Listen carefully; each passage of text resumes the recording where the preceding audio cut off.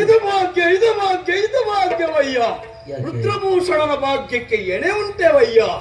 ಯಾಕೆ ಈ ಮಾತು? ಒಪ್ಪಿದ್ದಲ್ಲ ಹೇಮ ಮಾಲಿನಿ, ನನ್ನನ್ನು ಮದುವೆ ಆಗುತ್ತೇನೆ ಎಂಬ ಹಾಗೆ ಎಷ್ಟು ದಿನದ ಕನಸು ಕನಸು ಕನಸು ಇವತ್ತು ನನಸಾಗ್ತಾ ಇದೆ. ಅವಳೇ ಅಪ್ಪನನ್ನು ಒಪ್ಪಿಸಿ ಮದುವೆ ಆಗ್ತೇನೆ ಅಂತ ಹೇಳಿ ಹೋದ್ಲಲ್ಲ, ತುಂಬಾ ಸಂತೋಷ, ತುಂಬಾ ಸಂತೋಷ. ಆದ್ರೆ ಏನ್ ಮಾಡುವ?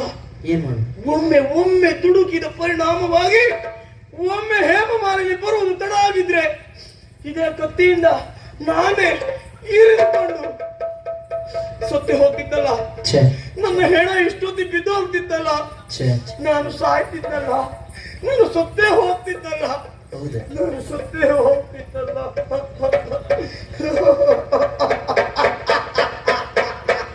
ಯಾಕೆ